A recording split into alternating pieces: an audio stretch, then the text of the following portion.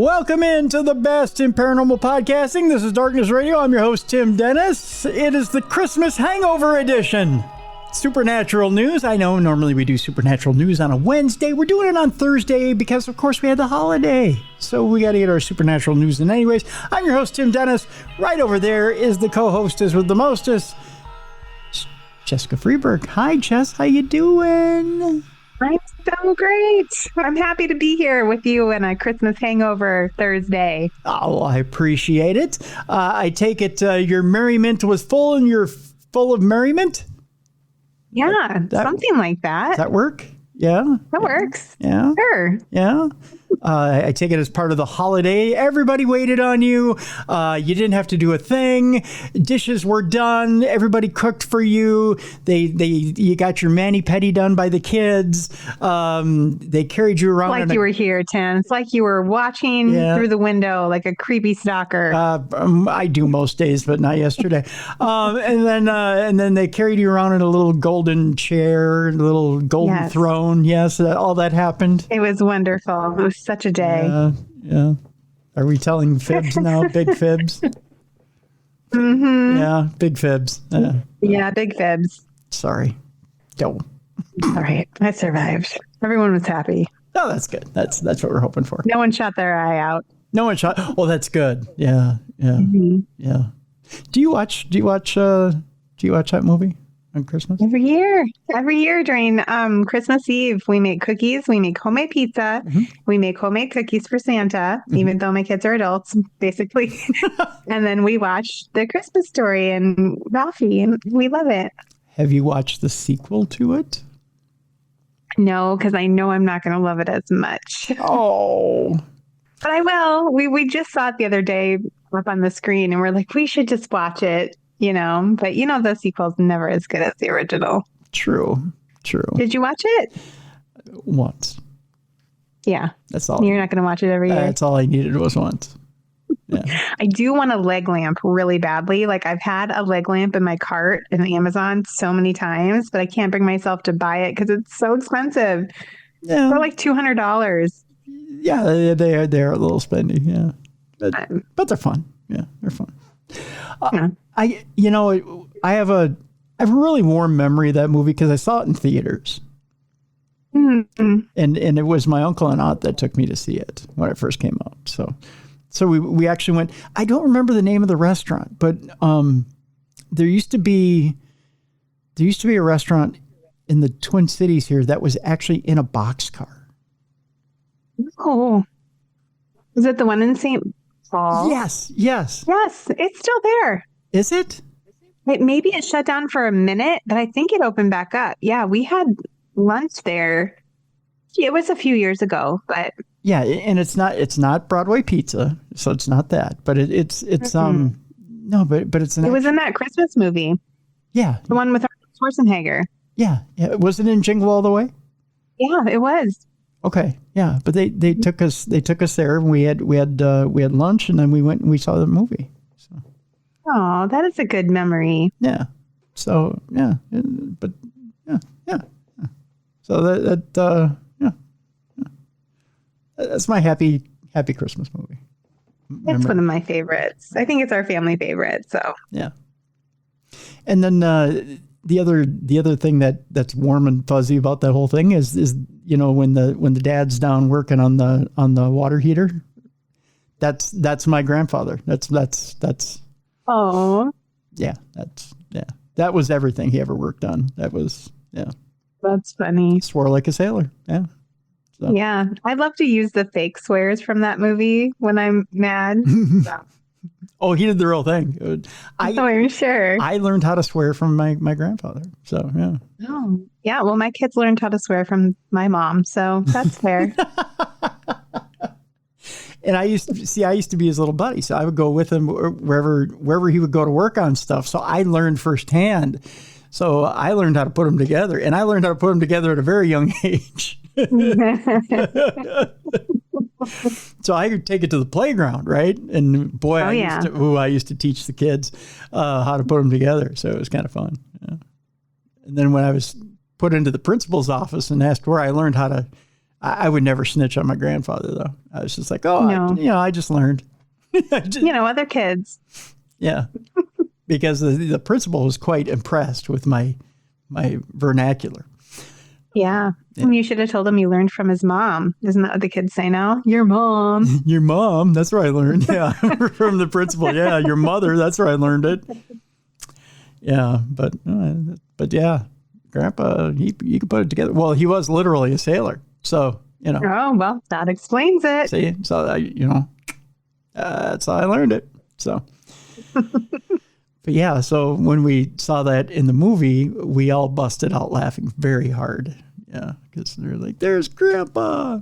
So yeah, it's kind of fun. Just saying. So yeah, happy memories. So there you go. Big show today, Jess. Big show today. We don't leave Christmas completely behind today because, of course, there's 12 days of Christmas. So we do have a couple of Christmas stories towards the end of the show today. Perfect. I'm not ready to give it up anyway. Yeah, but we are hedging towards the new year. And by the way, next week, anniversary shows. Crazy. Yeah. Next week, big 19th anniversary. Yeah.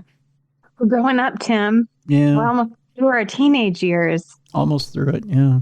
Yeah. We're almost to the, we're past the point where we can be drafted. Yeah. Right. We could vote for a full year. Yeah. But can't quite drink legally. No, but we can still sneak it in. We can do that. Yeah, we can still do that. So it's kind of fun. Yeah. So we got that to look forward to next week. So lots of good stuff. This week, however, you have this to look forward to on the big program today.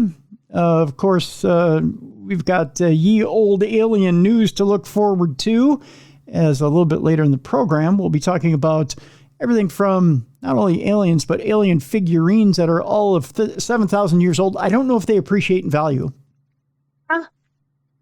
Crazy. I don't know if you have your alien figurines ready to be appreciated and sold off at market, but 7,000 years old, still in the box, Tim. Still in the box. That's right. Still in the package. You never take them out of the package. Otherwise, they'd appreciate in value. We got time traveler news this week, as one time traveler claims he went from 1932 to 2050 and then boom, vanished because there's nothing there, evidently. Evidently, you want to get your affairs in order. We're not making it to 2050, I guess. We have some interesting AI news. Evidently, we've acquired a new ally in the war against AI. And he's a big mofo. Yeah. I'm intrigued. Yeah. So we'll tell you about him coming up later in the program. Interestingly enough, Mr.Beast, I know you've heard of him, big influencer, claims he was going to spend 100 hours looking for ghosts inside the Giza pyramids. He also claims he's going to spend the night overnight.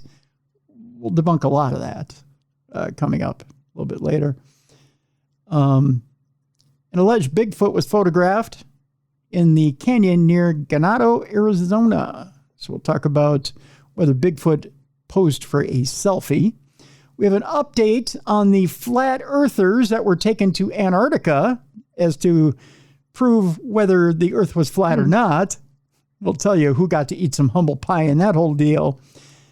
And, of course, we've got our Santa and Christmas stories, including a Christmas decoration that came to life in a paranormal clip. Ooh. Yeah. Fun stuff, huh? Yeah, this is going to be a good episode. Yeah, so we got lots of good stories coming up today. But first, in our very first story today, a resurfaced 1999 interview hints at the fact that 2025 disclosure, and I'm talking about overall disclosure, but there could be some disclosure of some secrets out at Area 51. Now, Details of exactly what the Air Force has been hiding out at Area 51 could be revealed in the near future, as in right around the corner, like in about another month or so. Yay. Situated around 83 miles northwest of Las Vegas in the Nevada desert, Area 51 is the world's most famous secret base, a place that has become synonymous over the years with stories of reverse-engineered alien technology and UFO-related black projects. It wasn't until 2013, when declassified CIA files were published, that the U.S. Air Force officially acknowledged that Area 51, which is part of the Nevada Test and Training Range, even existed at all. Even today, exactly what goes on there remains shrouded in secrecy. But there's hope that we could soon learn a whole lot more about this enigmatic facility. Recently, an interview from 1999 resurfaced in which aviation journalist Jim Goodall spoke about meeting with various individuals who claimed to have worked at Area 51. One of those offered him a tantalizing piece of information about potential future disclosure. He said, quote, "One gentleman spent 12 of his 30 years in black programs at Groom Lake. I asked him, I said, can you really tell me what's happening out there? And he said, well, there's a lot of things that are going on there that I won't be able to tell you until the year 2025. But we have things in the Nevada desert that would make George Lucas envious." That's pretty promising. Yeah. It sounds exciting. Yeah. With 2025 just around the corner, could we be about to gain access to new declassified material that could lift the lid on exactly what's been going on at Area 51? Question mark. Well, some have speculated that this could be a reference to an automatic declassification bill, which was established in 1999 by President Bill Clinton, that discloses government secrets after 25 years. If so, we may see a whole treasure trove of newly declassified documents in the very near future. The only problem is, for that 25-year clause to happen, Area 51 will have had to have been, shut down since 1999, which I don't think it has been. I think it's been somewhat active. So, no, probably we probably won't find out anything in 2025. They're just teasing us again. Yeah, either that or we might find out about things that happened in 1999 there. That I mean, it may be still a functioning base, but it may not be an alien base. Is that fair? That's true. I like your optimism. I mean, it could still be a functioning testing base for weapons, but it may not be a place where alien bodies are stored. Hopefully they tell us something. Yeah.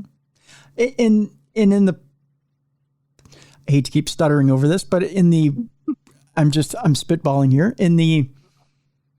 They could say in the interest of national security, we can't tell you a thing. And then just stonewall everybody.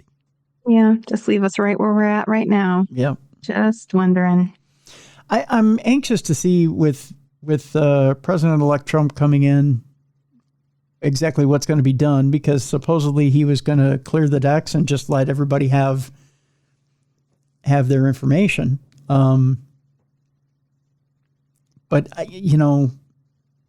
that didn't happen with the last term either. So, I mean, things were starting to happen, but it didn't, not everything was completely open. So I'm anxious to see what happens here. Me too. I'll believe it when I see it, though. Yeah. That's kind of where I'm at. Yeah, that's true. That is true. There's a new documentary out there that says, or wants rather, to examine UFO cases from the aliens' perspective.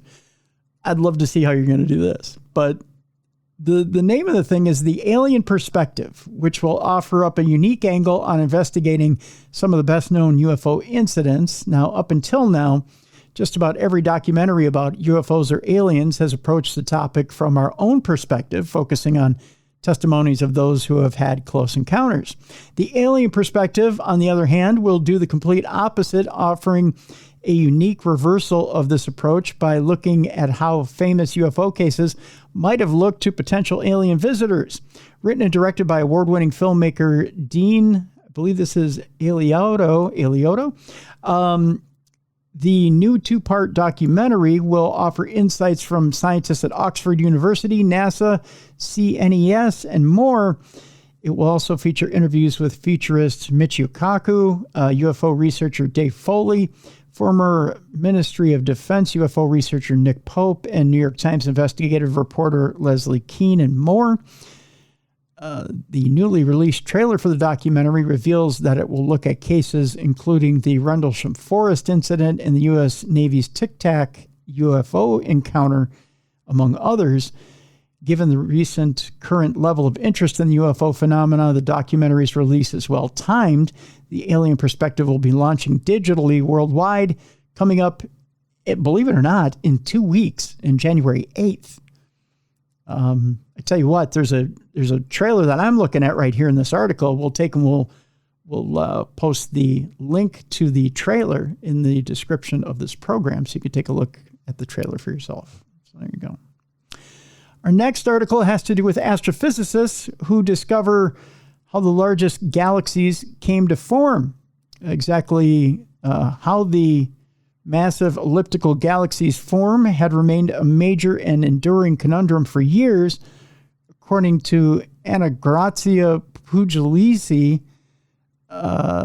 she goes on to say, it is as humbling as it is motivating to think about how much we have to still learn about the universe. She says her collaborators and she have tackled one of astrophysics' enduring mysteries, how massive elliptical galaxies can form. For the first time, they have solid observational evidence that provides an answer, and the results have recently been published in Nature magazine. Galaxies in the present-day universe fall into 2 broad categories. They are spiral galaxies like our Milky Way, which are rich in gas and continuously form stars in a rotating disk. I'm setting myself up for giggles here. There are also elliptical galaxies, which are large and spherical rather than flat, similar to a rugby ball. The latter don't produce new stars, but are dominated by stars formed over 10 billion years ago. The formation of elliptical galaxies have long been difficult to explain, with cosmological models describing the evolution of the universe from the Big Bang to now. One of the challenges is that star formations during the era when elliptical galaxies formed, which is 10 billion to 12 billion years ago, was thought to occur within large rotating disks similar to our Milky Way. There's a lot more information to this article. I tell you what, I'm going to post this one as well in the description of this program, so you can get more information on this as well, because it is quite involved, but there's more to it. There's more to it, Jess, than I think we have time to cover here today. So I'll just give them a little taste, and then they can dive in for the real meat and potatoes. That's right. That's right, because it's a little involved. So if you want to get into it, by gosh, I'll give you the information to get into it. You can follow the link and read it yourself. All right. We were talking alien-like figures. Earlier in the week on True Crime Tuesday, we were talking Legos. I can only put the two together in my mind. I don't know. See, I'll tell you why. Here, I'll show you the picture. Does that look like a Lego to you? Yeah, it does. It does, doesn't it? Yeah. It looks like a Lego figure. See, to me, I just assume that this is a alien Lego figure. I don't know why.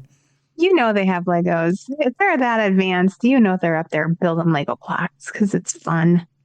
You think aliens have Legos? Yeah, I think so. They like to have fun. They're doing shots of whiskey and building Legos. That's what they're doing. Shots of it's Legos and whiskey night up there in the alien universe. That's right. When the gray aliens aren't doing they're doing anal probes, they're doing whiskey and Lego nights. I'm sure. Well, an alien-like figurine that dates back 7,000 years has been unearthed in Kuwait.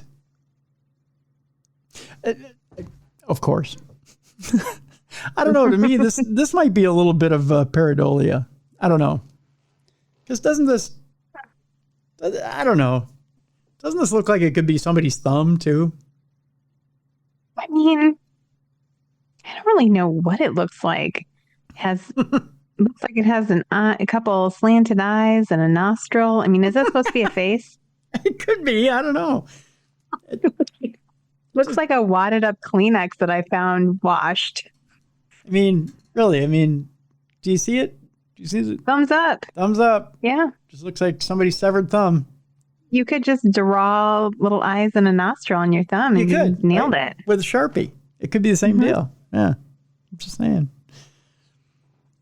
Whoever wrote the article says it could be an alien or it could be my thumb. Just saying. It's a strange statue that bears more than a passing resemblance to modern depictions of extraterrestrial entities. According to this, discovered during excavation work at an archaeological site in Kuwait known as Bara 1. The figurine is connected to the ancient Ubaid culture, which spread from Mesopotamia to the Arabian Peninsula. Thought to date back some 7,000 years, the figurine looks a lot like some sort of alien entity with its anomalously elongated head, slanted eyes, thin mouth, and flat nose. Or it's a puppet. Yeah, or it's a discarded Kleenex. It could be that too. Yes. That said, its style and characteristics are typical of other figurines created by the Ubaid culture, and it's very unlikely to have anything to do with extraterrestrial visitors from other worlds. There's that too. Its presence raises intriguing questions about its purpose and the symbolic or possibly ritualistic value it held for the people of this ancient community, said archaeologist. Good God. Archaeologist Piotr Belinsky. That's his name. Don't wear it out. In addition to the significance of the figurine itself, the discovery has also yielded environmental information derived from the type of pottery that it was made from. Oh, see, it's pottery. Okay, I've made shitty pottery before, too. Oh, sure. I've got some on my bookshelf behind me that my kids made. It's all coming together now. And those look like aliens, too. Yeah, look at you got aliens on your back shelf, don't you? Look at this. Right here. Freaking alien. That's an alien too. That isn't it. This looks more like an alien than that does. There's two eyes and a mouth. Right there. Oh shit. Here's another alien. There's another alien. And we didn't have to go halfway around the world to find them. Well, there you go. Right there, you got two aliens. Worth millions. And we didn't have to go around the world to find it. It says organic traces such as plant fragments, for example, show what type of flora was commonplace in the region at that time. You got any plants around your house there? We can find that too. Well, I was going to say there's probably organic matter in mine. It's probably boogers because kids made them. Early analysis have revealed traces of wild plants, particularly reed, within the locally produced pottery, which cultivated plant remains, including cereals like barley. We could probably find some, Frosted Flakes or Honey Nut Cheerios for sure. Honey Nut Cheerios. Mm-hmm. Okay. There's probably some of that in there. Cereals like barley and wheat have been found in the imported Ubaid ware, said archaeologist Roman Hovsapayan. We could find Honey Nut Cheerios in that alien pottery you got there. So, hey. Honey Nut Cheerios and boogers. All you need. That's all you need. There's DNA in there, and there's plant life, and yeah, and it really looks like aliens. And it really looks like an alien. I win. You win. Yeah, Jess has it right there in her own home. So screw you guys. We're going home. That's all we're saying. All right. Our final story before we go to break today has to do with a time traveler who claims he was from 1932 And then Jesse went to 2050 and then mysteriously vanished. I don't like the sound of that, Tim. Yeah, I don't either. Not a good thing. Sergei Ponomarenko made headlines around the world when he turned up in the Ukrainian capital of Kyiv in 2006, claiming to be a time traveler from 1932. Here's a picture of Sergei right here. There he is. He kind of looks like he's just dropped in from 1932. He looks confused. He does look confused, doesn't he? Mm-hmm. It's kind of got that, hello, nice to meet you. I'm here from 1932. He's got that look as he drops in.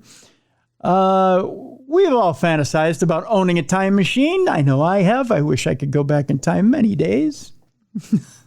Traveling back to see the dinosaurs or zooming thousands of years into the future. However, one man, Sergei Ponomarenko, claims to have already achieved this feat. Sure he has. Over the years, many have claimed to have journeyed through time, but none have a story quite as intriguing as Ponomarenko's. He claims in 2006, the world was stunned when the Ukrainian man appeared in Kyiv, insisting to authorities that he was from 1932. He probably got this really weird look. Like, sure you are, pal. Right. Mm-hmm. Did you forget to take your medication today, sir? Mm-hmm. Yeah. If you're from 1932, tell us what the baseball scores are. Right. Yes, exactly. Give us some proof. Yeah, give us some proof. While many would immediately dismiss him as mad or deceitful, his evidence was surprisingly persuasive, it says here. Dressed in outdated clothing and sporting an old-fashioned camera, he certainly looked the part. But the most compelling proof was a Soviet document from the 1950s, which he said proved he was 25. No. I think the truest test would be look at his underwear.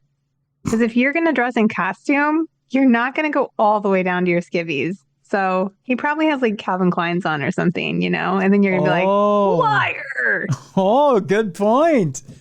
God, but can't get anything past me. But if he gets down to his skivvies and he's got the old-fashioned sandpaper wool ones on that go all the way down to his knees. Yeah, then I'm going to be like, shit just got real. Shit just got real, son. Now you're talking. Yeah. If he talks like this, by golly, then you got the real deal. So this caused some heads to turn, evidently, although they remain skeptical. But like Jess said, get him down to the old skivvies, see if if you ask him, hey, change into a bathing suit, and he's head to toe. Yeah. Then Then you got him. See, you got some good investigative skills. I'm an investigator, Tim. See? That's what I do. Yeah. The game changer, time to change. Evidently, I'm going through puberty again. Going through the change yourself, son. Yep, mid-50s. It only took me to my mid-50s. The game finally happening. It's finally happening. Thank God. I can finally grow that beard.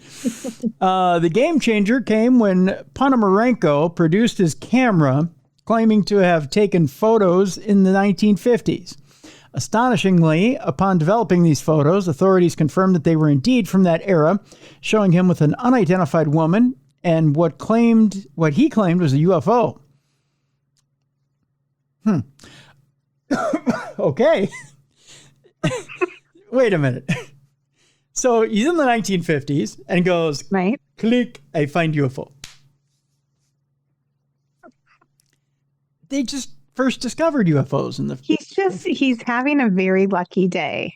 A hot girl and a UFO. I found just stumbled upon them both. I find girl and UFO, and now I'm time traveler. Best day ever. What a country. He went Yakov Smirnoff on the bed. Allegedly, after taking the photo, he was transported to the future. So he's like, I find girl, I find UFO, I take picture, here I am. Wow. That's kind of fancy. Like, snap in a new place. Here I am. Please don't have hot dog. I want that camera. I'm going to use it everywhere. I'm like, right? Get me out of here. Please.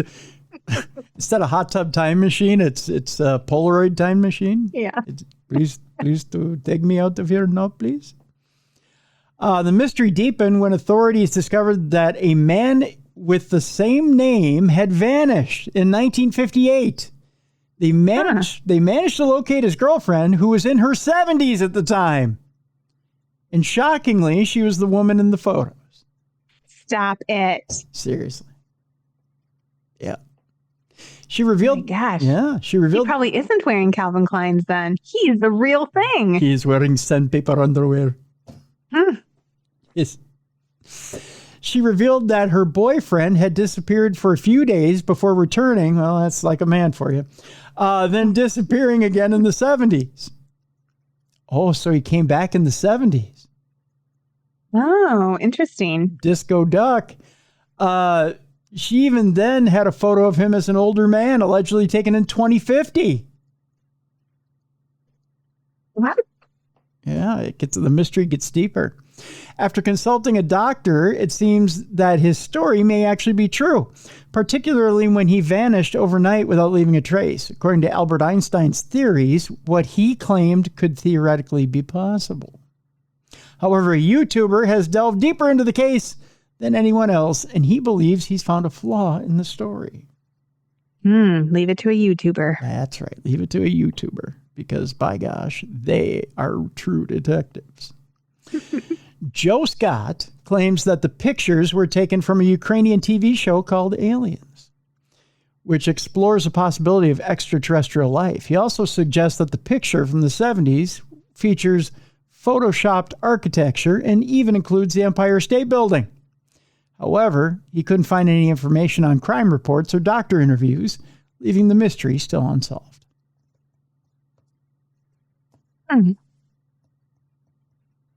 Yep. I don't know what I believe anymore, Tim. I don't know if I believe anything anymore either, Jess. Just.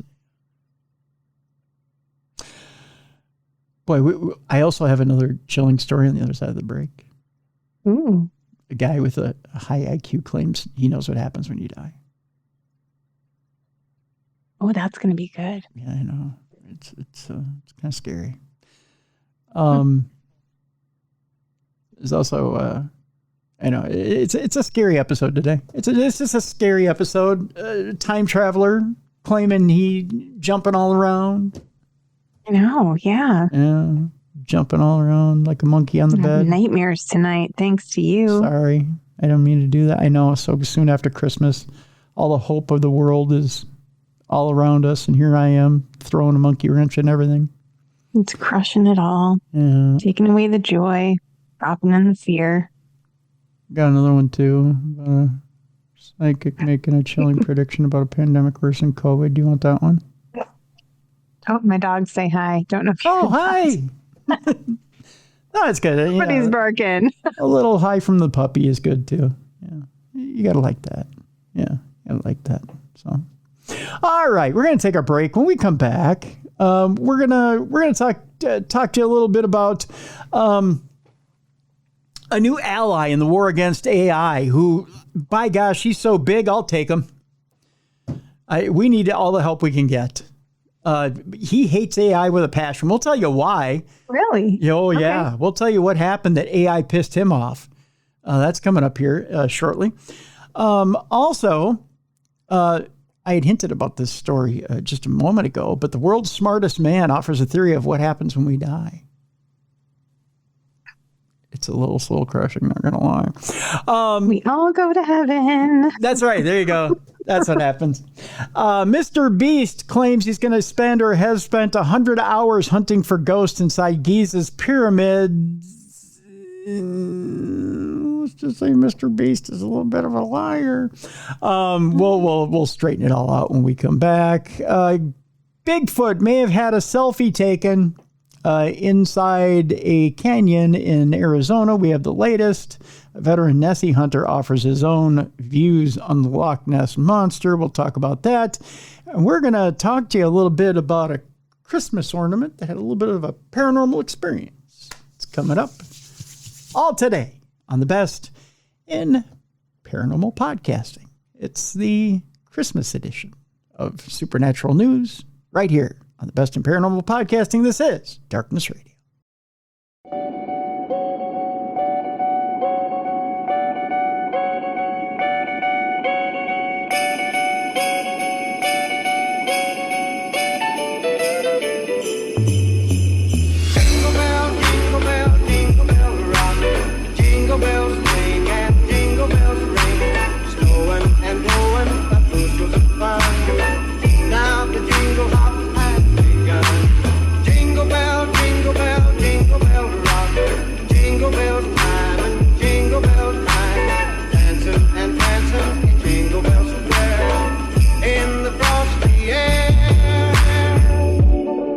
Welcome back to the best in paranormal podcasting. This is Darkness Radio, Supernatural News. Tim Dennis, Jessica Freeburg. Jess, guess what? What? Christmas is over. The presents are underneath the tree. We all know what they are now. I still got coal, but that's okay. Nothing wrong with that. Do better next year, Tim. Better next year. I actually set out little stockings for the chippers. They all got the same thing they got last year, which is nuts. But they like them. They're good when you're a chipper. Yeah, you like nuts when you're a chipper. That's for sure. But everybody ended up being happy for the holiday. Can't say happy around here because then that triggers the AI music. It's just part of life. And with that comes AI stories. Whenever you say AI, I guess. I got to thank our listeners for this story. By the way, if you're a listener and you have a story, send it to me, tim@darknessradio.com. Our listeners love sending me AI stories because they know it freaks me out. Was it Tony that sent me this one? I'm trying to remember. This was either Tony or Tom, one or the other. Both of them love sending me AI stories just because they know it freaks me out. A Georgia jail has welcomed a state-of-the-art robot security system. Why? Because why shouldn't we let the inmates run the security system? No, it's not the inmates that are running it, but they might as well be. Hello, nice to meet you, the robot said after being uncovered by the Cobb County Sheriff's Office. Does that make you feel any better, Jess, that robots are guarding inmates in Cobb County, Georgia? No, it seems like a very bad idea. Yeah. The Cobb County Sheriff's Office officially unveiled its new DEKA or DECA sentry robots as the agency is looking to enhance security at its jail. I think we can work smarter with technology and not harder, said Cobb County Sheriff Craig Owens as he kicked back his heels and put a little chaff of wheat in his put a chaw on his lip and spit into a cup, and then allowed the robot to let the prisoner go free so he could rape and pillage the village. I don't know. Allows me to shift manpower from other places inside the facility to get more things done. What? I don't know. What is there to do in Cobb County, Georgia? Yeah. I mean, if your job is to guard the prisoners, then that's what else are you going to do? A whole lot of pulling putt, I guess. Sheriff Owen says he believes he is the first to deploy robots on a jail in the United States. He says the jail bots will assist deputies with perimeter patrols and security rounds in dorms. These jail bots can handle tasks much faster than some of us humans can and more efficiently, he said. Now they will not take the place of humans. Let's make sure you understand that. You probably can't bribe a robot, so I mean, maybe that's a good thing. You know what else you can't do?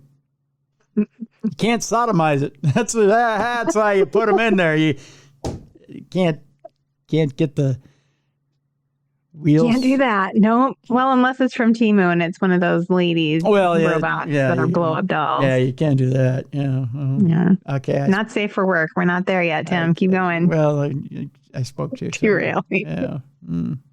To start, 3 robots are being deployed at the jail, standing at nearly 6 feet tall. Well, already it's too short for jail, I'll tell you that much. These robots are not just massive, it says, but they are tricked out with all the latest gadgets like 360-degree cameras, night vision, and heat detection. Oh, so you will see the prisoners coming, if you know what I mean. They will also provide continuous surveillance and real-time communications. While the robots are programmed to navigate the facility autonomously, a live operator will control them for more complex tasks. I think it's going to be a game changer for the whole corrections industry because it will allow us to be a lot safer and more efficient. Sheriff Owens went on to say as he sat at his desk and took another nap. Cracked open a beer. Cracked open a burr. The company behind the robots says AI technology will help spot issues and then notify the appropriate deputies. We're hoping it'll become the basis of another one of our technologies going from indefensible to indispensable. I made that up just now because I ain't got nothing better to do as quickly as possible, said Dean Kamen, founder and CEO of DECA, which I just imagine is in the South because has to be. Why not? Yeah, why not? Sheriff Owens says robots will help keep his deputies and inmates safe while also reducing human error. He says his goal while testing this tech is to move into the future. And the best part is that it's not costing them any money right now because you ain't got to pay no robot because it don't take money. Don't you have to buy it, though? It's going to be expensive. You got to use real money for a robot? Thanks. I didn't think about that. His final quote was this. Here's a good thing. Robots don't call out sick. They don't take vacations. He said all they need to do is be charged.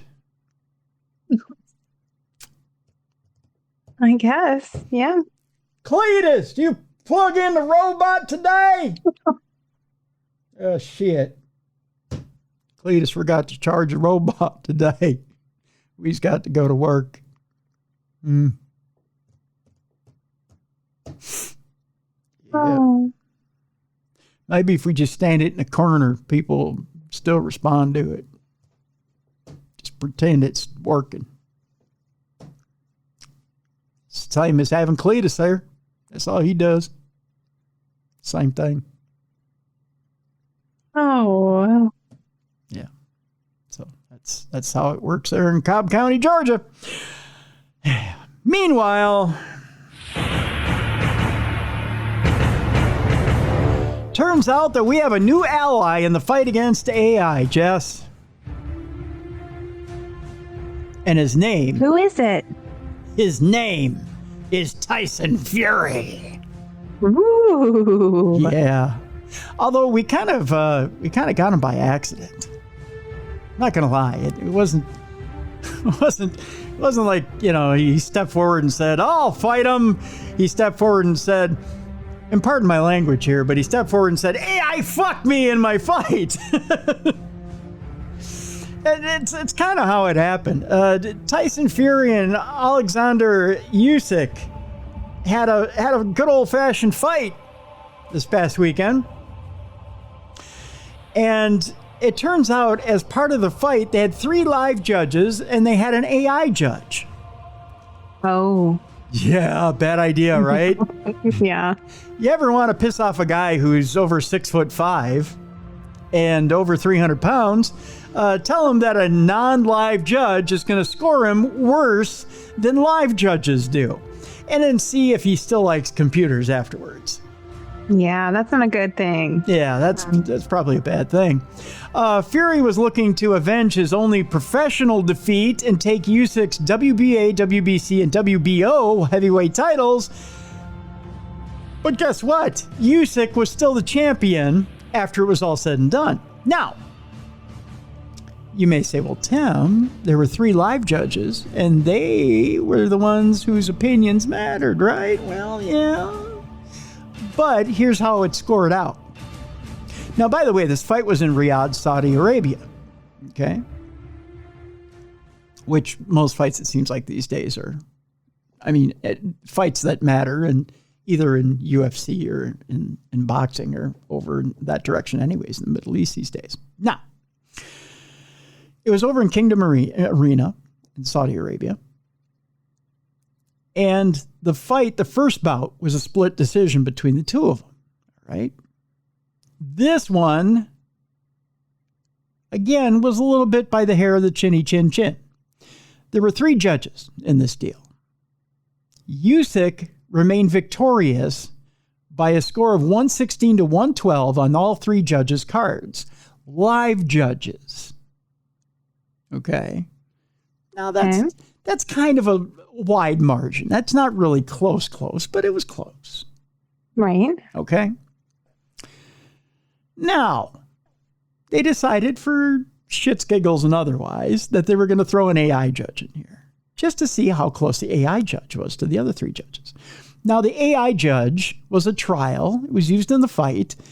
And while the AI scoring didn't determine the final outcome, the initiative, which was led by, I believe it's Turkey al-Sheikh, which sounds like a great dish you order at a Middle Eastern restaurant. It's so delicious. It does, doesn't it? It sounds wonderful. That was aimed to test just how close to reality a computer's scoring would be.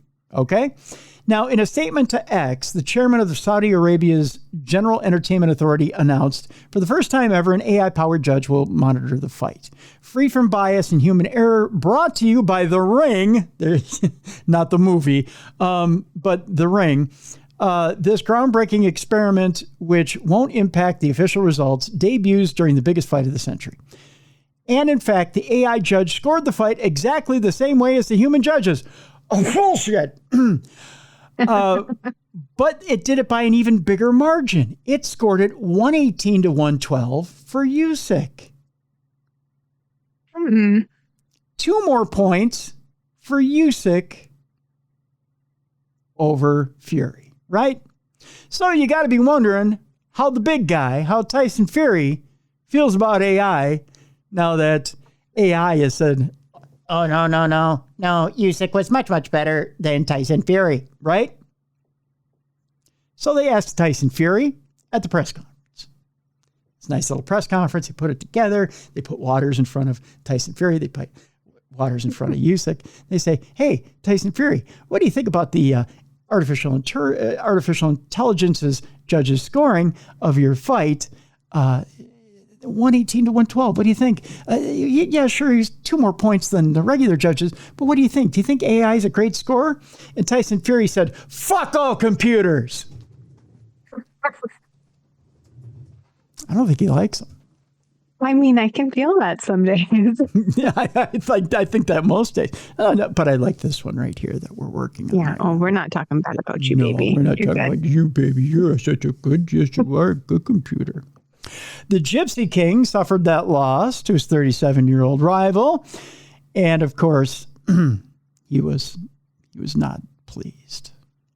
Despite the 4th judge having no impact, the promoter says it was a groundbreaking experiment. They're thinking of using it again. When Fury's response was F all computers, he said more jobs for humans. Fair. See? I like him all right. I love Tyson Fury. I agree.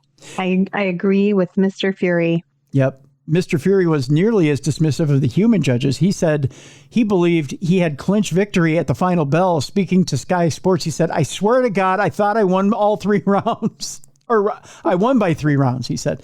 I thought I won the fight again. I was Larry Holmes again, he told ESPN. I was on the front foot the entire time. When you don't get the knockout, this is what can happen, he added to ESPN. Yeah. So he wasn't happy, but he really hates AI. he reinforced the message on video. For years, boxing has been denied by its glory, but sometimes that glory is clouded by doubt and controversy. Isn't it time for fairness to step into the ring? The promotional team also pitched in announcing, this isn't just AI, it's revolutionizing boxing. It's fairness powered by technology and human enterprise. It doesn't seem like anybody's happy with this thing. Yeah. Fury claims he's not going to cry over spilt milk. It's over now, he says. I've been a boxing my whole life, but I'll always feel a little bit hard done by. Not a little bit, a lot. He wasn't happy, but I like the fact that he said, fuck computers. So, yeah. Yes. So when it comes time for AI to smash our skulls, Tyson Fury, 6'5", fists like he's hands. On our side. That's right. We put Tyson Fury on the front line and let him battle the machines. I'm just saying. I think it's all we put it on him. We're safe. Yeah, we're safe. So he's the guy. He's the guy we put on the front line. Just saying. All right. Our next story has to do with the world's smartest man who offers the theory on what happens when we die. Oh no, Phoebe Buffet, cover your ears. You don't want to hear this. This is horrible. It's a horrible story. Don't listen. Yeah, don't listen to this story. 72-year-old Chris Langan is considered something of a genius thanks to his IQ, Jess, of between 190 and 210. Whoa. I don't know if that's smart or just plain dumb. Do you get stupid when your IQ is that high? I think so. I mean, you're so smart, you're stupid. That's a thing. Mm-hmm. You can't be all this kinds of smart, right? Like I had a friend who was super smart, but like totally lacked like the basic common sense knowledge of life. Like she just couldn't function. Right. I mean, you may be able to know everything in the world, but you end up peeing on yourself. I mean, stuff like that. I mean, basic stuff. Well, Tim, some of us do that anyway. But well, I mean, there's that, yeah. I blame that on having 3 children. Yeah, there was lack of muscle control. I get it. Yeah. Officially considered to be the world's smartest man, Langan has been using his superior intellect to develop what he calls the cognitive theoretic model of the universe, or CTMU. He maintains that when we die, we transition from one form to another, or in other words, we move to a different plane of existence that we are unable to access during life. You had to be that smart to figure that out? Like, wait a second. Don't we already know this, Tim? Are we the smartest people in the world? I think so. Oh my gosh. Color me 220. That's all I'm saying. I guess. He says death is the termination of your relationship with your particular physical body that you have at this present time. He said on the Theories of Everything with Kurt Jaimungal podcast. New name. Somebody needs a new name. When you are retracted from this reality, you go back up toward the origin of reality. You can be provided with a substitute body, another kind of terminal body that allows you to keep on existing. So is he talking reincarnation? Sounds like it. Do you get to pick your body? I want a hot body. You know what? I want one too. Next time around, I want one. How do I put that order in? If this guy's got a 210 IQ, figure me out how I order a hot body before I leave. Exactly. Figure it out how we get what we want in the next body. That's right. He says when this happens, he argues you may lose all memory of who you were previously. How are you telling me things I don't already know? You're right. He's so smart, he's stupid. It's like he's having such an epiphany, though. Like, it's all new to him. Wow. Okay. Read a book, man. We've been talking about this for years. 19 and going. Okay. Nothing goes out of existence in the math, he said. Your memories can always be pulled back out, but there's no reason to do that usually, he says. Why cling to memories of a world in which you are no longer insatiated? That's the biggest word I think I've heard today. I mean, he's just putting that in there to sound smart. Yeah. Wait, I got to sound smart here. Insatiated. So there are certain automatic psychological things that happen on death at the moment of death. Here, I'll pass it to you now. Thank you, sir. Langan also suggests that we may reincarnate a limitless number of times.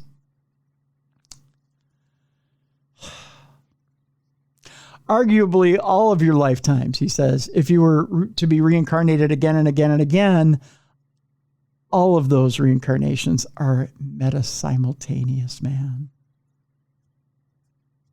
That's some deep. That is deep. That's deep shit, bro. There is a sense in which they all occur at once in the non-terminal domain, bro.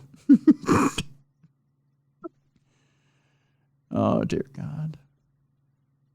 He's not that smart. He doesn't have a 210 IQ. Prove it! Prove it! I don't believe him.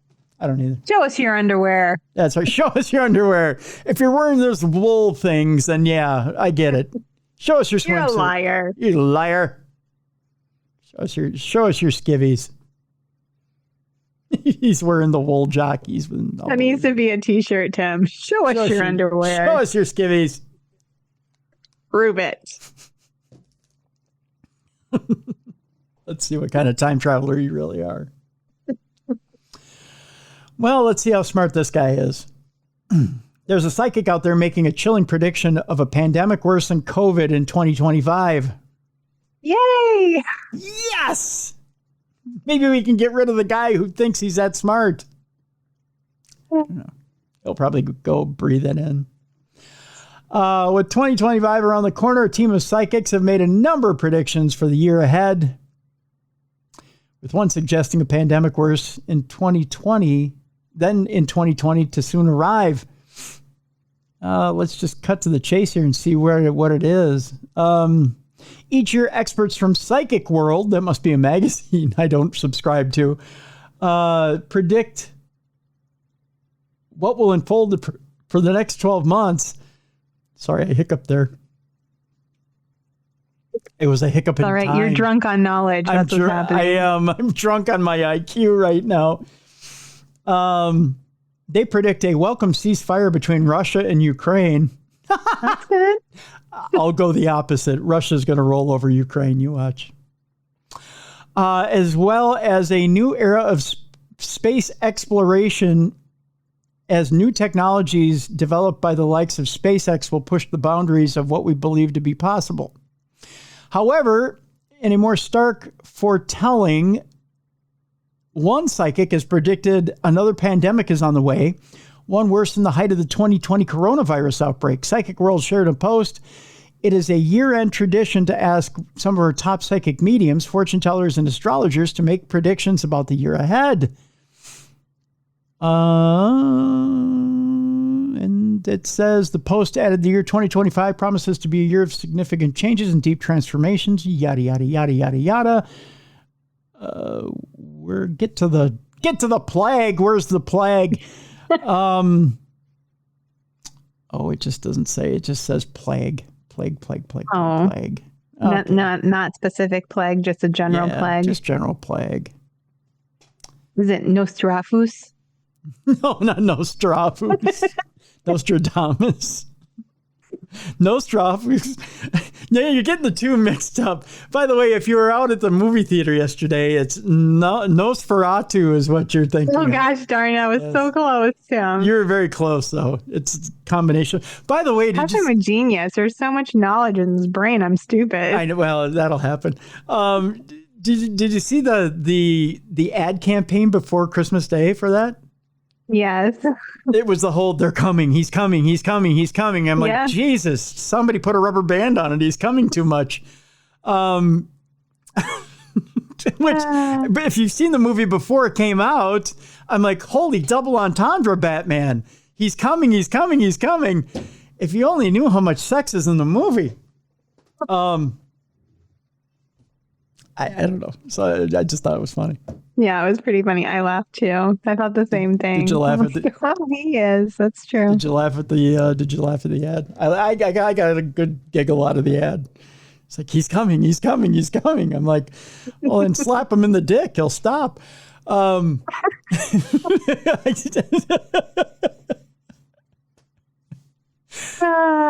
just had it. Okay, on with the show. How can you beat a vampire? Slap him in the dick. Slap him in the dick. That's how you beat most of them. Anyway. and now with the rest of our program. Okay. Mr. Beast, speaking of slapping somebody in the dick, Mr. Beast is going to spend 100 hours hunting for ghosts inside of the Giza pyramids, or at least he claimed it. Although if you watched TMZ this past week, Mr. Hawass, who is the used to be the head of the Antiquities Department of Egypt, said, not so fast. He claimed he was going to sleep inside the pyramids. Oh, yeah. Yeah. You can't really do that, can you? No. Not even if you're like, hey, I'm here to ghost hunt. No. It's probably like double no. That's a triple no. That's like a hell no. Yeah. No, that's a hell to the no, which is exactly what the Egyptian Ministry of Tourism and Antiquities said. He said he hadn't done any such thing. I'll get to the story here. So Jimmy Donaldson, otherwise known as Mr. Beast, is certainly no stranger to madcap shenanigans, having arranged all manner of bizarre stunts and challenges for his extremely popular YouTube channel, which has over 337 million subscribers. Again, I think I got to start shoving Legos up my ass. I don't know what we got to do. We got to do for the numbers, but evidently that's it. That's your answer, huh? I'm not doing that with you, by the way. No. You don't have to. My I'll take that hit. I'll do that. Speaking recently on Beyond the Records podcast with Noah Lyles, he revealed that for one of his upcoming videos, he was going to be spending a period of 100 hours hunting for ghosts and spirits within the labyrinth corridors and chambers of the pyramids of Giza in Egypt. Now, this is what he claimed. He said, we got all three of the pyramids of Egypt for 100 hours. I'm going to be doing a video where they're going to be letting me explore anywhere I want to in the pyramids for 100 hours. The event will see him and his team gain access to areas of the pyramids that are usually closed off to the public, albeit while accompanied by a tour guide, and he will record every single second of the time there. I'm so excited because there are also all these secret corridors deep inside, he said. I don't know what to expect. Now, to look for evidence of the paranormal in the pyramids, the team will be equipped with a variety of common ghost hunting gadgets that they will use throughout their exploration of the structures. While getting to see every nook and cranny of the inside of the pyramids will be certainly interesting, Mr. Beast's claim concerning the event have been subject to quite a bit of scrutiny. Clearing it up was Mr. Hawass, otherwise known as the Egyptian Ministry of Tourism and Antiquities. He was on TMZ this past week, and he said, no. Because Mr. Beast said, we're going to sleep in the pyramids. It's going to be great. We're going to be in there all 100 hours. We're not going to take a break. It's all going down. It's going to be amazing. So Harvey and Charles were on, and they said, is he going to sleep in the pyramids? Can he even do that? He said, no. It's already happened. He slept outside the pyramids in a tent. Okay. So first of all, it didn't happen. Second of all, you can't rent out the pyramids. It doesn't happen. You get a light. Can't? I was going to rent it for a wedding or a graduation or something. I was so excited. Nah, you're out of luck. You're out of luck, kid. But you can rent to film there, which is exactly what he did. It's the same thing that Discovery Channel does, that History Channel does, that anybody does. You rent the pyramids to film. So he did the same thing anybody else does. Any other company does, which is rent them to film. And you have a guide that takes you into certain areas to film. So he didn't get anything that anybody else didn't get. Okay, Mr. Beast. He made it sound extra cool. Well, of course he did. He talked big. And then, All right. So According to the Egyptian Ministry of Tourism and Antiquities, the YouTuber hadn't rented out the pyramids, but had in fact only been given permission to film there. Some people have also raised concerns regarding his use of the pyramids at all. As for the video itself, while we don't currently know exactly what will be published, you can expect to see it appearing on his YouTube channel in the near future. So, like I said, go see the TMZ video for yourself. You'll see exactly what you're going to see, as Mr. Hawass stated it plainly what you're going to see. You're not going to see anything that anybody else hasn't filmed. So, I hate to pour water on Mr.Beast, but you'll know exactly what you see. He's blowing smoke up our asses. That's right. Meanwhile, sleuths seek a hidden labyrinth beneath the mysterious Guy's Cliff House. The building, which dates back centuries, was once owned by the Freemasons and is thought to hide many secrets. It's nestled within the picturesque countryside of Warwickshire, England. The eerie ruins of Guy's Cliff House, which dates back 250 years, remains the center of an ongoing historical mystery. It was once owned by the Freemasons, and the house and grounds are said to be the final resting place of Guy of Warwick, which is a prominent historical figure about whom many details have been lost to time. But it is the house itself that remains the most fascinating thing about Guy's Cliff, mainly due to tales of secret labyrinth passageways snaking beneath its walls and the abundance of mysterious wall spaces, hidden corridors, and other enigmatic areas found in and around it. Even today, evidence of an entire other level of the house, now buried beneath mounds of earth, can still be seen in the form of an archway that protrudes from one of its escarpments. Several unexplained voids have also been picked up using modern scanning equipment, but what these hidden rooms and corridors were used for continues to remain a mystery. I can only speculate as to where these other tunnels lead to. Custodian Adrian King told Metro, if there was a series of castles or strongholds, perhaps they were interconnected. It could have been what they were useful, or it could have been that they were useful as a way out, perhaps in case a siege had occurred around the town, or that they could have been Guy Cliff's route to and from the town in that respect. In recent years, researchers have been attempting to unravel more of the house's secrets. We all know it's a very old place, said King. From what we've been researching and using modern devices and techniques such as aerial archaeology and LiDAR imaging, we are thinking that the site might be bigger than first thought. That's what she said. Just saying. I had to get one in. Just saying. Yeah, you got to do it when it just comes right at you like that, swinging in your face. You got to. You said it. I didn't. All right. A veteran Nessie hunter is out there offering his own views on the Loch Ness Monster. As it turns out, Adrian Shine has been investigating the Loch Ness Monster phenomenon for more than 50 years. Fewer people have spent more time scouring the depths of Loch Ness for its legendary monster than Adrian Shine, who's a naturalist whose work has included conducting a major sonar exploration of the loch back in 1987, known as Operation Deep Scan. Founder of the Loch Ness Project and author of multiple papers and books on the subject, it would be fair to say that Shine knows just about everything there is to know about the phenomena.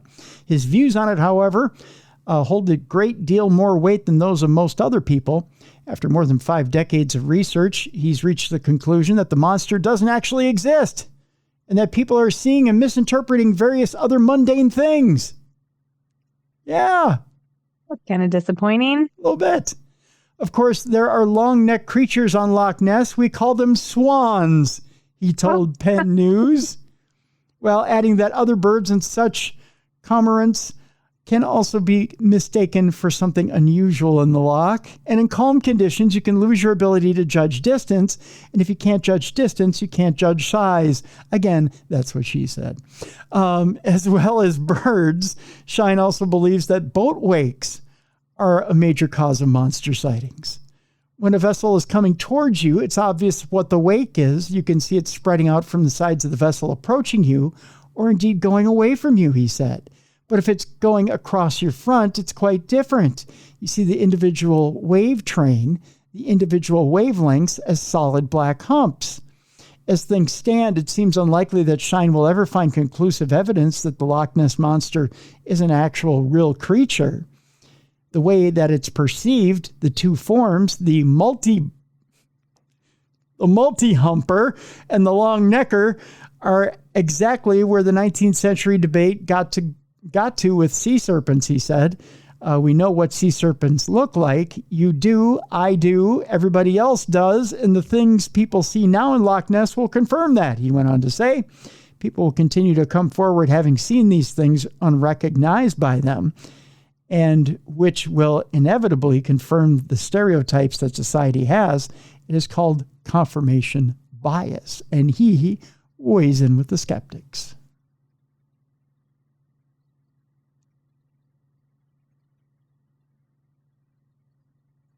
Can you hear that? I didn't hear what you just said, no. Oh, good. Okay, then I'll just pretend like it's not happening. My dogs are losing their minds. Oh, really? All right, so I was going to ask you then, what team are you on? Are you team multi-humper or team long neck? That's a real question. Multi-humper or long neck? That's a good question. You know, having not been out there personally myself, I couldn't tell you. You know, all the sightings that are seen lately are all on video, and they were all by one person, and it's one person who stares way too long at video. Yeah, that's what our mind tries to make sense of stuff. So I don't know. God, sometimes I think if Nessie was in there, we would have found real tangible proof by now.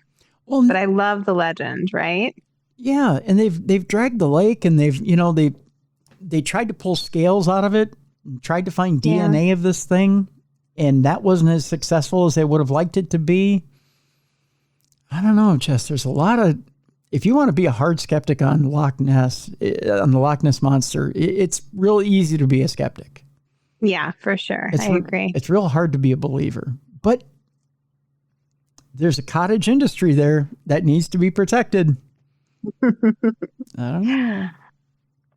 It'd be nice to believe in something like that. You know, we've got Pepe over in Lake Pepin, right? And they try to protect that cottage industry too, but who can actually claim they've seen Pepe? Yeah, I mean, it's been a little while since we've had like credible claims. Yeah. You know, and that's just the thing with all the new technology we have. I'm not going to say there was never anything. There probably was, right? But is it still there? But who's to that point, if it's not there anymore, where's its carcass? Like, wouldn't it wash up on shore? And who's to say it's not just a giant eel pout or something like that? Yeah. You know? Yeah. I do feel like in the books that I've written, a lot of the sea monsters are misidentified normal sea creatures, you know, that we just are like really big versions of them or ones that we're not familiar with in that area or whatever. Yeah. Yeah. Absolutely. Absolutely. Well, but I'm team multi-humper. Your team it's just fun to say. It is team multi-humper. Yeah. multi-humper. You brought her. Me and Phoebe Buffet. That's right. My dog. That's right. You and Phoebe are on the same team. She's for sure a multi-humper. She's a multi-humper. Yeah. Oh yeah. Yeah. Well, problem. Well, because a long necker will get you in trouble. Just saying. That's just the way it is. We go from one cryptid to another. An alleged Bigfoot is photographed in a canyon near Ganado, Arizona. The image, which is said to show a large humanoid creature, has recently been the subject of some heated debate online, reportedly taken on Navajo land between cornfields and, is that really Greasewood, Arizona? You know, Grease is the word. That's what they say. This intriguing photograph has been doing the rounds on social media over the last couple of weeks. The person who posted it claimed that her aunt captured the image at the end of a small canyon after hearing strange noises while out with her livestock on her homestead. Little else is known about the case other than the creature was allegedly sighted again a few days later, but the family had decided not to try to hunt it down, but to instead just leave it alone. Stories of such creatures had reportedly been told in the region for many years. The image itself gained renewed attention when it was picked up by the Rocky Mountain Sasquatch Organization, the RIMSO, which also put out a detailed analysis video. While some social media users maintain that the image shows a genuine Sasquatch, others are not so sure and believe that it is either a deliberate hoax or a case of mistaken identity without additional physical evidence to back up the sighting. And all anyone can really do is speculate. I tell you what, I'm going to post this one in the description of the program. This to me looks like either a runaway from the Planet of the Apes or it's someone from Land of the Lost. It looks like somebody in a monkey suit. Oh my gosh. I mean, if that is real, that is like the best ever. And you hate to be skeptical, but then you find out that people hoax things. Yeah. Yeah. There's always some. Yeah, that's not even like a question mark of like, it's something. Yeah. Sometimes they're so blurry, you're like, is that there's always thing? Or is it a bear? There's always somebody in a ghillie suit though. And that's what kind of, yeah. Quit hoaxing us, you bastards. Right. Now, I wonder about this next story. Okay, so again, people like to get my goat, stir me up, get me going, especially a couple of our listeners. They love to get me going. I get this story from a couple of our listeners this week. And I know it's because, and God love our listeners, but some of them don't know the difference between a squirrel and a chipmunk. And I know a few of them know I have it out for one squirrel in my yard. So they send me this because, okay, I have Arnold in my yard and Arnold's a fat bastard. That's all there is to it. Right. I mean, he's an overly fat bastard. So they send me this. Killer squirrels observed hunting down and eating other animals. I think maybe they think Arnold is a fat bastard who's eating other animals. Yeah, he's eating like the neighborhood cats and dogs. And then they send me this. Oh. And that kind of looks like Arnold. I'm not going to lie. Oh, he's so cute. He is the biggest. He looks naughty though. Yeah. Oh, Arnold is the worst. Arnold is the size now of a small reindeer. I mean, he's huge. He just, yeah. And I thought I could starve him out for a while. It's not happening. He comes up to my door now and he has in the background, he's got a small boombox playing In the Arms of an Angel. And he's doing the little, can you spare a dime thing? Yeah. Yeah. He's doing that. Yeah. And he's like, if you just donate $1 a day to the Feed My Fat Ass Fund, then, I won't starve to death. And I'm like, Arnold, you eat me out of house and home. He's like, please, if you'll just feed me now. Just feed me now. Feed me, I'm hungry. I haven't eaten in like 5 minutes. It's really bad. It's horrible. Oh, poor Arnold. Oh, no, poor Arnold. No, he eats everything in the neighborhood. I mean, he ate the bumper off of a car the other day. It's gone. Just a chrome bumper is totally gone now, Jess, because he got hungry. Wow. Yeah. He's a force of nature. He's not a squirrel anymore. It's terrible. It's just terrible. Anyways, killer squirrels observed hunting down and eating other animals. Researchers in California were shocked to observe the animals actively hunting down and eating live prey. I'll tell you why at the end of the story this is not an unusual story. It's not. Okay. When it comes to squirrels, most people will imagine a shy tree-dwelling mammal with a big bushy tail that spends most of its time feeding on nuts, seeds, and berries. But this isn't the whole picture, as evidenced recently by researchers from the University of Wisconsin, who discovered that some ground-dwelling squirrels in California had not only started eating meat, but had developed a knack for hunting down and killing small animals to acquire it. Normally, squirrels have a mostly vegetarian diet, but are known to occasionally eat eggs, hatchlings, or small juvenile animals if they happen to come across an opportunity to get access to them. This is the first time, however, that they've been seen actively hunting for prey. This is incredibly exciting because this is the first time for this species that we've been documented active hunting from start to finish, said study lead author Dr. Jennifer Smith, who evidently doesn't get out of the house much or sit out in nature. Once we saw it happening, it continued to happen again and again and again throughout the summer. Again, someone who doesn't get outside.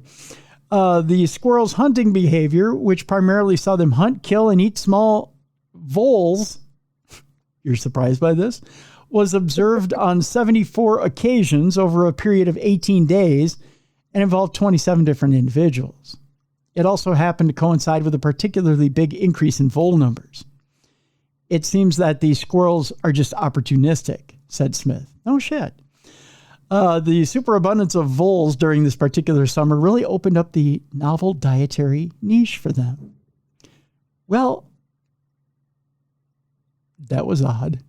Sounded like either a gunshot or something fell upstairs, one or the other. Oh, no. I didn't hear it. Our microphones are wonderful. They just block out all the background noise. They block out. I hope everything's okay. I hope so, too. Hopefully it's not the police coming after me again. If it is, I'm fucked. And you'll see soon enough. So here's the thing, and I've told this story before, but Swish, my little chipper, God love him, God rest his soul, he's gone now. But one day is out. We used to have we keep our goldfish inside now in a nice little tank. They've never seen the light of day outside since. They used to be in a nice little pond outside, out back. Okay. We used to bring them in for the winter and put them in a tank and then put them back outside in a pond when it was nice outside. We don't keep them outside anymore. There's a reason for that. Because they're sushi when you keep them outside. Oh my gosh. Because one day, intern Yoko's outside and she's setting up fairy houses and she's gardening and she's doing all these other things. And one day, Swish is outside. And Swish is doing his little thing and he's hopping around and he's having a good time and he's doing little chipmunk things. Well, one day he gets hungry. He gets peckish. Now, keep in mind, there's a buffet out there for Swish. There's nuts. There's peanuts. There's almonds. There's so many goddamn nuts. He has his choice of what he wants to eat. But what did Swish do? Swish wanted sushi for lunch. Oh my goodness. So Swish went back to the pond. He reached into the pond. He pulls up a goldfish and he's got it half in his mouth and he's tearing away, boy. He's having a great time. He's having live fish for lunch. And intern Yoko goes back and goes, "No, Swish, no, you don't eat the fish. You don't eat the fish. What are you doing? You don't eat the fish." And Swish is looking at her like, "Lady, are you fucking nuts? What are you yelling at me for? This is a fish. I'm a chipmunk. Chipmunk eat fish." Yeah, he's hungry. "I'm hungry. This is delicious. What's your problem?" "Fish, chipper fish. Num, num, num, num, num, num, num." Now, are you going to stand there and watch me eat the rest of this? or what are we going to do here? Or look away. Or look away, because this is life, right? I also found out chippers love live moths. They love them. I didn't know that. Oh, they love them, Jess. They take a live moth and they grab it while it's flying and they gnaw it from the head down, and then they just have a pair of wings in their hands. Oh, gross. Yeah, well, you think it's gross. They think it's a snack. Delicious. It's delicious. It's protein. Circle of life. That's right. Guess what, kids? Chippers and squirrels eat whatever the fuck comes along. It's protein.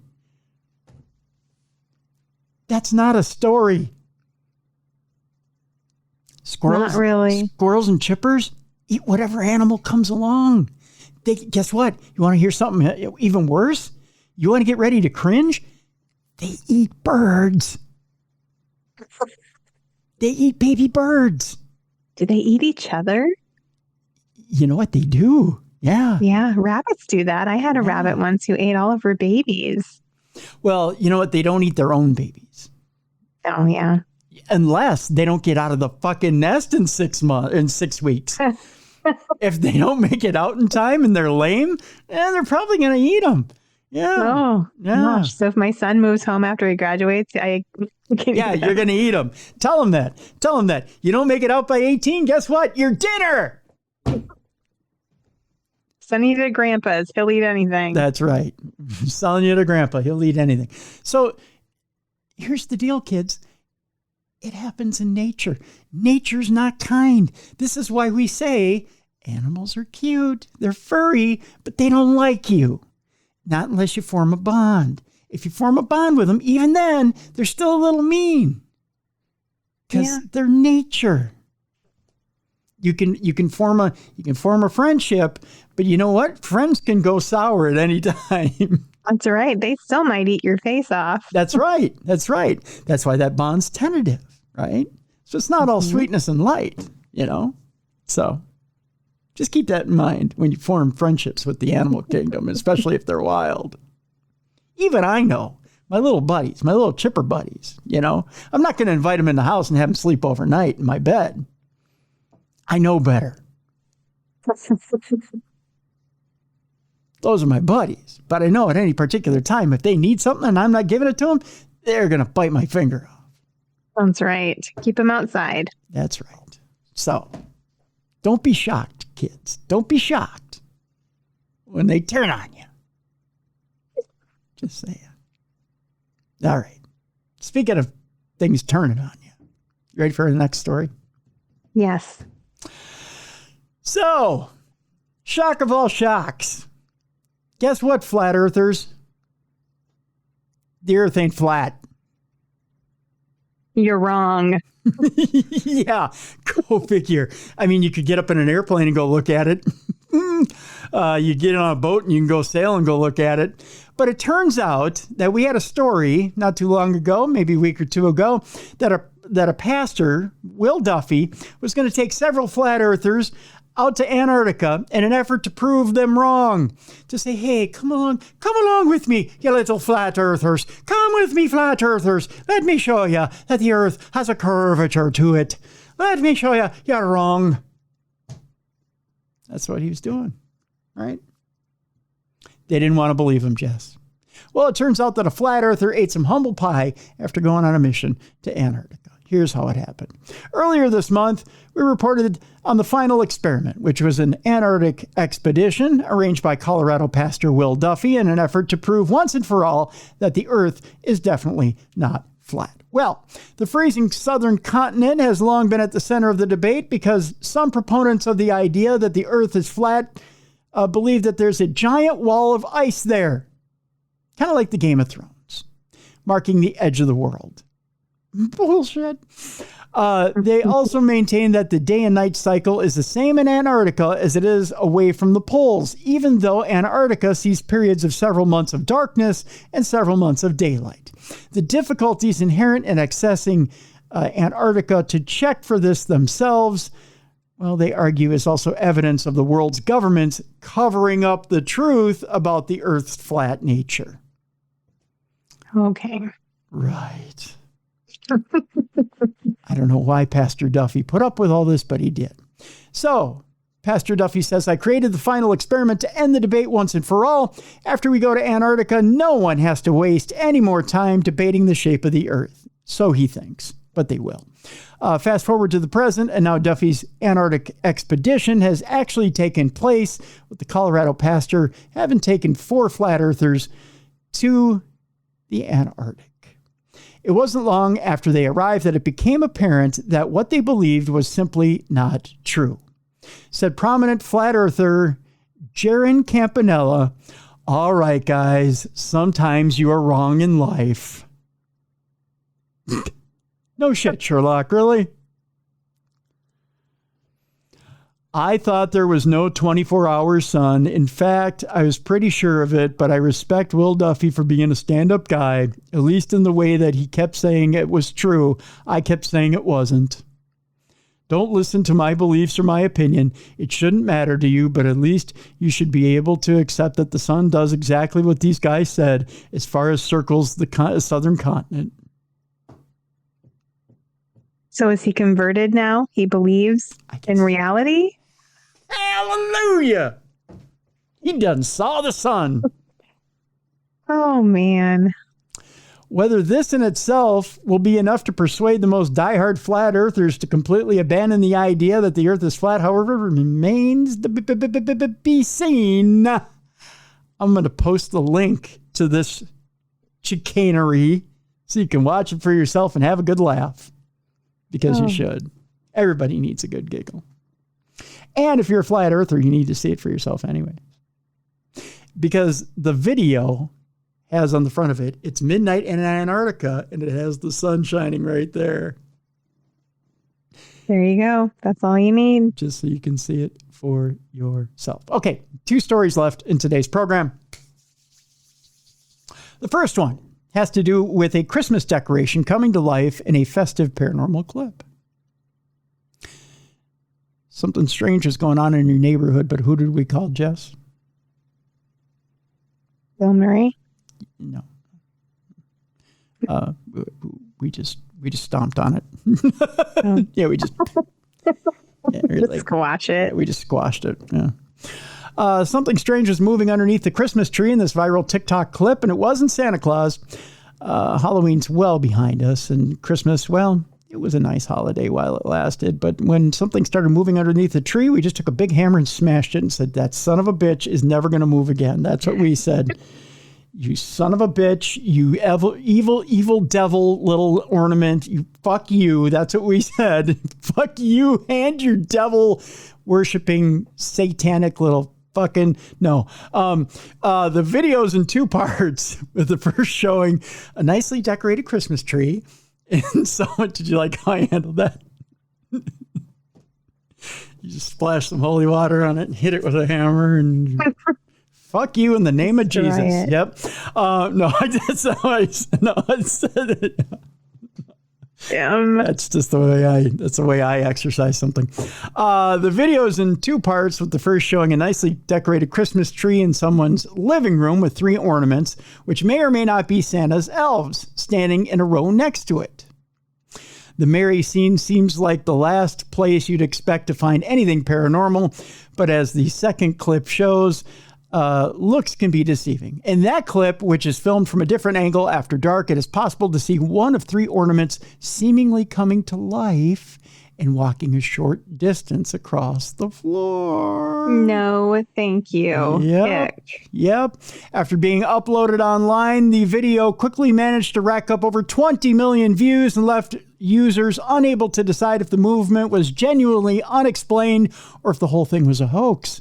The clip is certainly a bit creepy, and there's no doubt that the ornament moves during the video, but the biggest red flag is the change of angle, which means that we can't actually see the ornament in its entirety. Someone could be holding onto it just outside of the frame of the camera. Even if it is a hoax, though, it certainly is a festive one. I am going to play this video for you real quick and see if you can see it. Okay. You tell me. Is it playing? Yeah, I think so. Tell me if you can see it move. Oh, I see it. It's moving. Nope. Nope. They need to get rid of that. Break it. In the name of Jesus, they need to get rid of that. Hallelujah. It's done. I said, oh, that's icky. I don't like it. Just fuck you in the name of Jesus. we're gonna smash that with a hammer.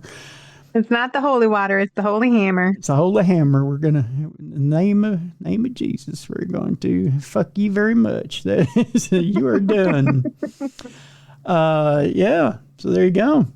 That is the little ornament that could. Ooh. What do you think of that? I hope none of my ornaments do that this year. I think we could put that one up too in the little description of the program, so you can take a look at that. You tell me, hoax or real, and how many buckets of holy water do you need under your tree this year? That's all we need to know.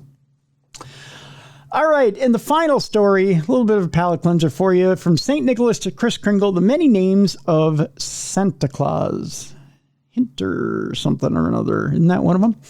Santa Claus needs no introduction, at least not to you and I, but many may be surprised how many different names he's gone by. Everyone's heard of Santa Claus, the chubby, white-bearded, red-suited guy who gave you your Christmas gifts yesterday. Via a reindeer-powered sleigh. By the way, it leaves little pellets in its wake, so don't eat those, especially if they're out in the snow. They don't taste very good. With that, we give you the man in red and his different names. The first written citation for Santa Claus does not appear in the U.S. until late 18th century, where it was alluded to in a mention of a religious event in the New York Gazette. Last Monday, the anniversary of Santa or St. Nicholas, otherwise called Saint A. Claus, was celebrated at Protestant Hall, is what is written in the New York Gazette. So it was Saint A. Claus, Santa Claus, right? The fact that this was the first citation appeared in New York is not unusual, given New York's history until 1664 as a Dutch colony and the ongoing presence of Dutch settlers in that area.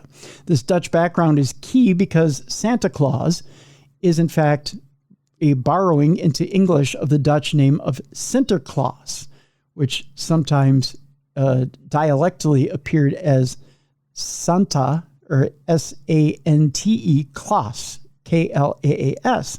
Still, before the 1830s, the substitution of Santa Claus for Saint Nick was not in frequent use. In fact, prior to vastly increasing in general popularity toward the latter half of the 1800s, it was in earlier use that century. It was often used to invoke Dutch heritage and culture, or as in the satirical writings of Washington Irving.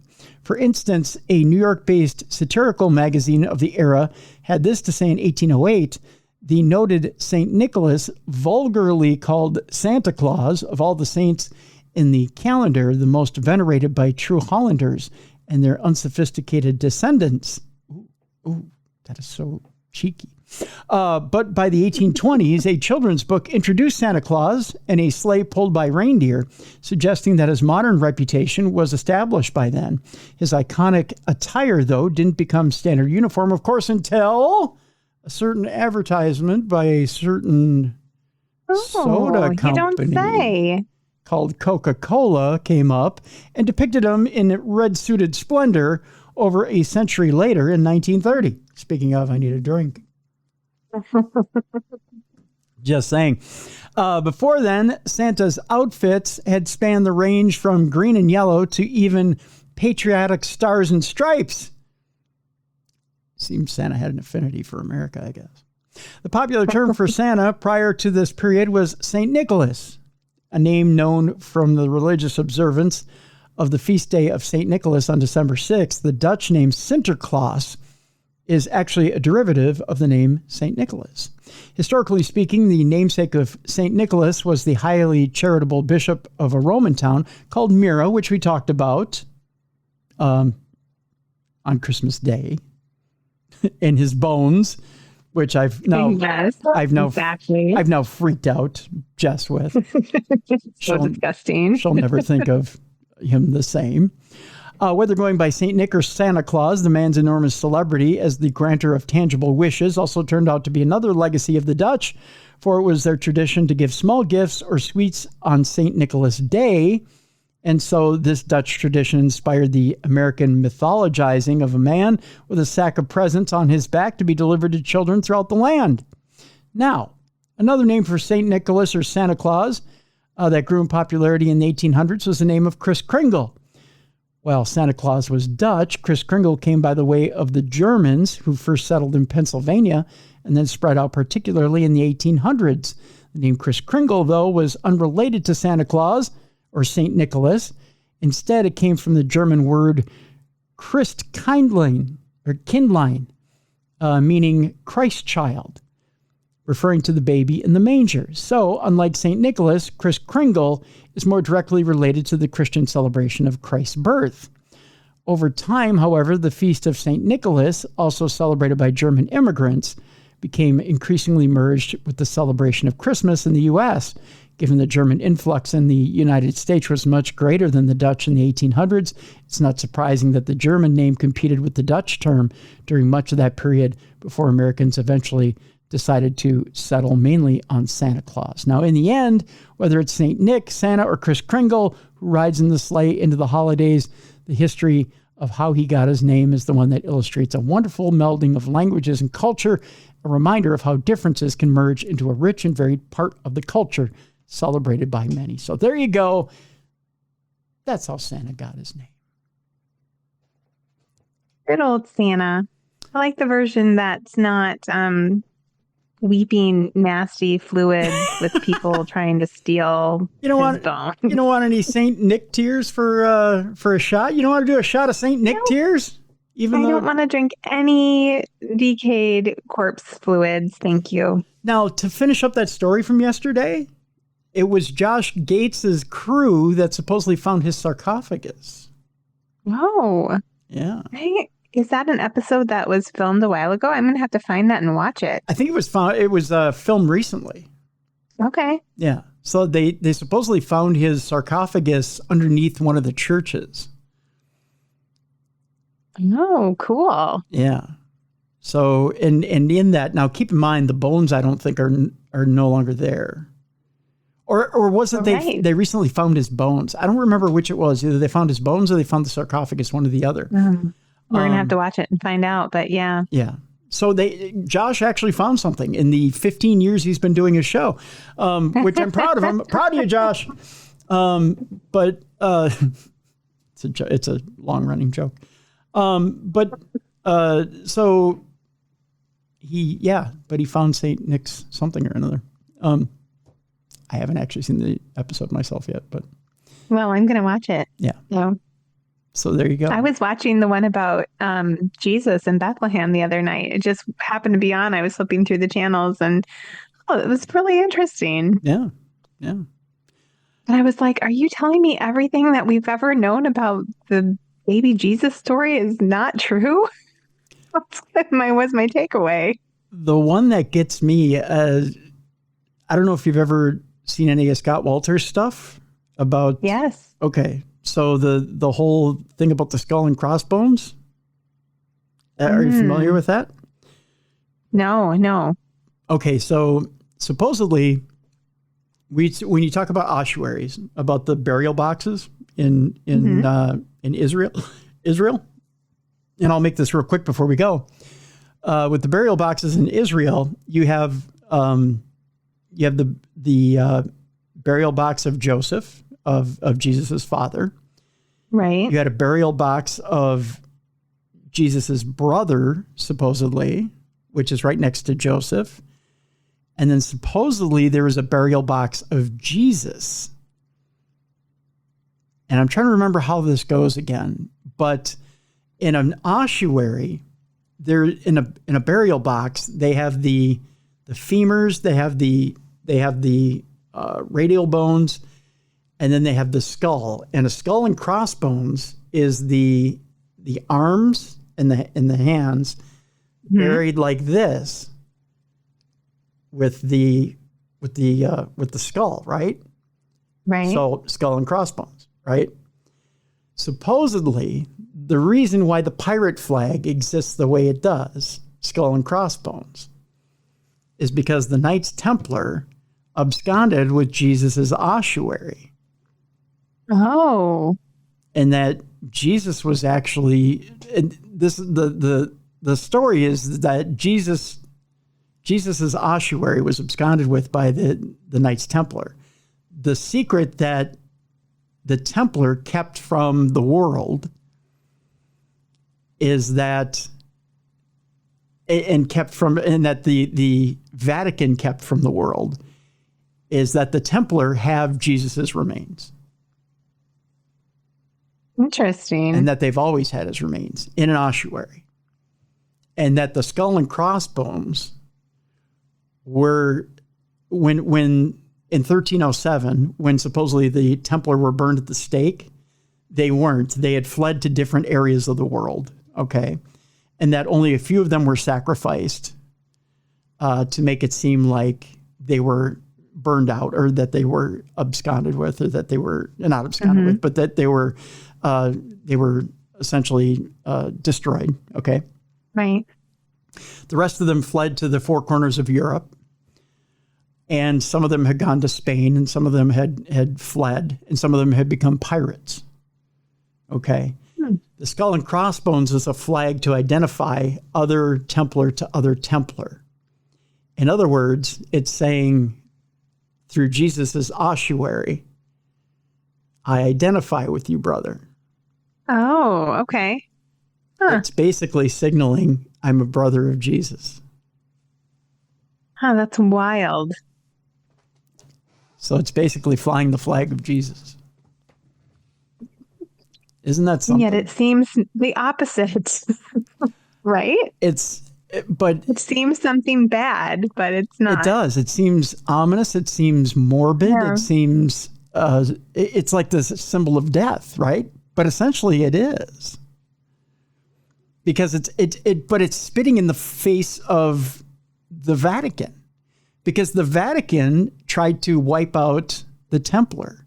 So by flying this flag with Jesus's bones, you're spitting in the face of the Vatican by saying we still exist. We're still alive.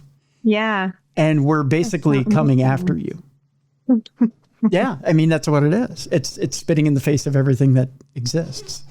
History's so cool. Yeah. So, I mean, but that's one theory. It's one theory. And that's all it is. But it's a very cool alternative history theory. Yeah, it's a cool theory. I like it. Yeah. So, I don't know. It's interesting stuff. If you're interested in the stuff that Scott Walter's doing, there's his website's out there, so you can check it out. And the hooked X theory and all that other stuff is very interesting stuff. So there you go. That'll do it for today. Next week, lots of good stuff, folks, including anniversary week. So we turn 19 next week. It's a Steely Dan week. Hey, 19. Just saying. I got nothing. Growing up. We're growing up. So there you go.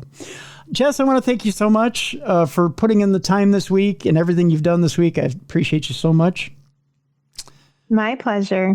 Thank you so much for everything. I hope everybody had a good Christmas week and that you got everything you wanted for Christmas.